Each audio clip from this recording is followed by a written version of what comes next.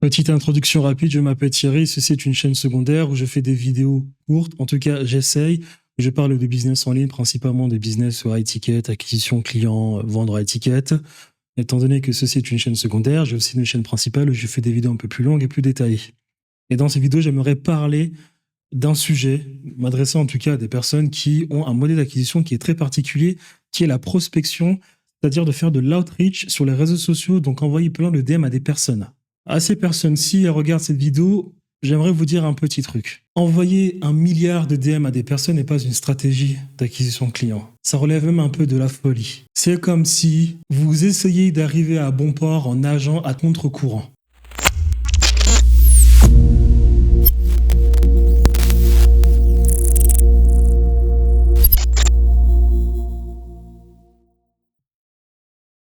C'est-à-dire que les algorithmes, les réseaux sociaux, il y a des règles.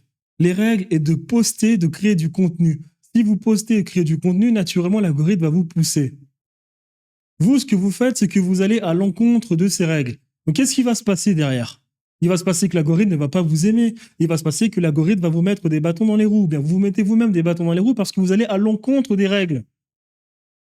Et après, vous vous étonnez que ça finisse mal. Et lorsqu'on va à l'encontre des règles, qu'est-ce qui se passe? Eh bien, on va fournir plus d'efforts que les autres pour arriver à ses fins.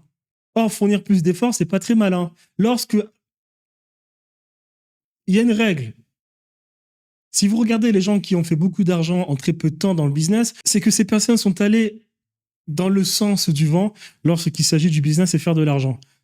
C'est-à-dire que ces personnes qui ont fait beaucoup d'argent, elles ont identifié quelque chose qui fonctionnait, quelque chose où la demande était extrêmement élevée en très peu de temps, quelque chose de nouveau, et qu'elles se sont lancées rapidement dessus pour faire le plus d'argent. Donc elles sont allées dans le sens du marché. Vous, ce que vous essayez de faire, c'est d'aller à l'encontre du marché. Mais là, c'est pas vraiment le marché parce qu'on parle des clients lorsqu'on parle de marché, mais vous allez à l'encontre de celui qui permet d'atteindre le marché. Donc le gatekeeper du marché, l'algorithme. Vous allez à l'encontre de l'algorithme et ensuite vous étonnez de galérer, que ce soit difficile, d'avoir une mauvaise hygiène de vie parce que ça va du coup détruire votre santé, parce qu'il faudra toujours envoyer plus de DM, vous allez être dégoûté du business et après vous ne tenez pas sur la longue.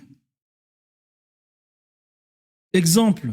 Lorsque vous avez beaucoup de compétences dans le business et que vous êtes en compétition avec un autre mec qui a moins de compétences dans le business, et que vous êtes sur 2 marchés différents, 2 niches différentes, et que vous, avec toutes les compétences que vous avez, vous êtes sur un marché très saturé, très concurrentiel, et que l'autre qui a moins de compétences est sur un marché un peu plus neuf, un peu plus jeune, cette personne-là fera toujours plus d'argent que vous parce que cette personne est dans un marché où il est plus facile de convaincre des gens. Pensez de la même manière lorsque vous envoyez 1 milliard de DM sur une plateforme où les règles sont de créer du contenu et ne pas d'harceler les personnes. Vous catégorisez très mal votre algorithme, votre compte, que ce soit TikTok ou Instagram, mais on parle surtout d'Instagram, votre compte sera sous les radars, vous serez naturellement mis en arrière comparé aux autres parce que tout simplement, vous ne créez pas de contenu.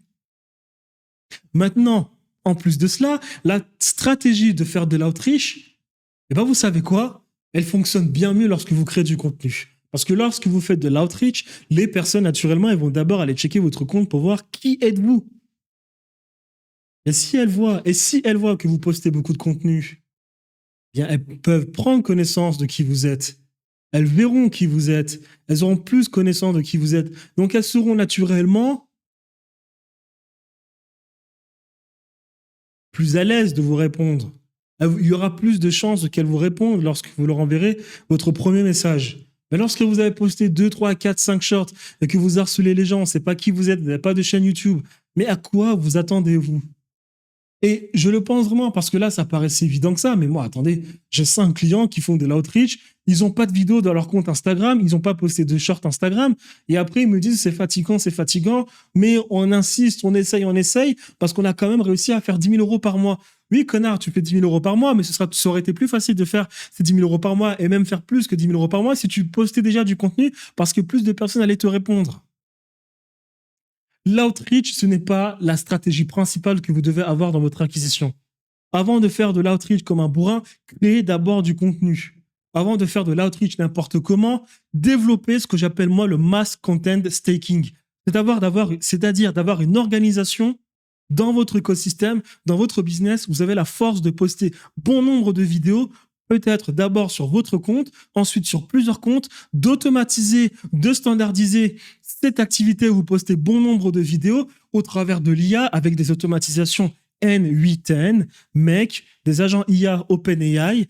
Développez cela, ayez une petite équipe pour le faire, même si vous le faites seul. Moi, je l'ai fait seul, hein. Parce que moi, j'ai une stratégie où je d'abord développe mes automatismes, mes systèmes pour ensuite record en vidéo pour l'expliquer à d'autres personnes. Moi, tout seul, je suis capable de poster 3000 vidéos tout seul par mois. Tout seul, en short. Parce que j'ai développé un automatisme. Ça n'a pas été fait du jour au lendemain. Ça m'a pris 6 mois pour trouver la bonne idée, tester, en me rendant compte que non, ça va me fatiguer. Non, ça me fatigue. Ça, je n'arrive pas à le faire. Là, je suis très content. J'ai réussi à le faire moi-même, tout seul, poster 3000 shorts tout seul. Maintenant, je peux record mes vidéos pour les expliquer à mon équipe et ensuite, éventuellement, prendre un site qui va faire de l'outreach. Faire de l'outreach, ce n'est pas une stratégie d'acquisition. Avoir une stratégie d'acquisition, c'est identifier les règles du marché, c'est identifier les tendances du marché, établir une stratégie à ce niveau-là, parce que la stratégie que j'établisse a des chances de durer le plus longtemps possible. Une stratégie doit ne pas détruire votre santé. Une stratégie doit pas être facile à mettre en place, mais doit couler de manière naturelle, doit se faire lorsqu'elle est mise en place, lorsqu'elle opère. Vous devez remarquer que votre stratégie, il n'y a pas de réticence, il n'y a pas de blocage qui interviennent quotidiennement lorsque cette stratégie se déploie. Lorsque vous avez, par exemple, je prends un exemple. Allons sur la niche OnlyFans. Des femmes, durant bon nombre d'années, sur TikTok, ce qui a fait que TikTok est devenu bien plus strict à ce niveau-là, les femmes de 2016 à 2020 postaient des vidéos où elles étaient très dénudées. En postant ces vidéos où elles étaient très dénudées, au bout d'un moment, parce que les gens se plaignaient sur la plateforme, les parents se plaignaient, TikTok a commencé à bannir. C'est-à-dire que lorsque vous mettez ne serait-ce qu'à la moindre parcelle de peau de votre corps, vous êtes banni. Est-ce qu'il est plus malin d'essayer de poster plus de vidéos où vous êtes dénudé, parce que ça marche, hein. C'est-à-dire que lorsque vous postez une vidéo dénudée, vous faites facilement 1 million de vues.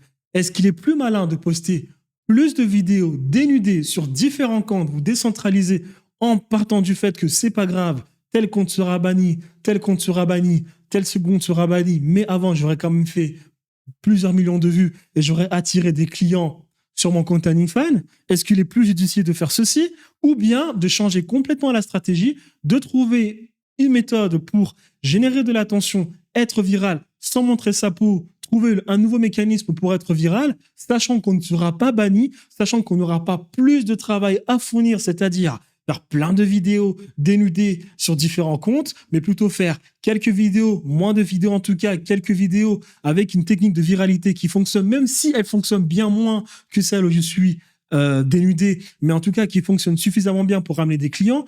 Est-ce que vous ne pensez pas que cette méthode-là ne sera pas plus judiciable que la première? Eh bien oui, c'est ce qu'on appelle une stratégie. Votre stratégie ne doit pas aller à l'encontre des règles. Parce que la seule chose qui va en découler, ça va être le bannissement, le stress, votre santé, toujours essayer d'en faire plus pour toujours être plus banni. Votre stratégie doit ruisseler dans le sens du courant, si je ne puis dire. Donc, en faire de l'outreach DM, si vous ne postez pas des vidéos, si vous n'avez pas une stratégie de création de contenu, c'est de la folie. C'est de la folie. Mettez en place d'abord une stratégie qui respecte les règles du marché. Les règles d'abord du gatekeeper, donc de l'algorithme, de la plateforme, ensuite du marché, et ensuite faites de l'outreach.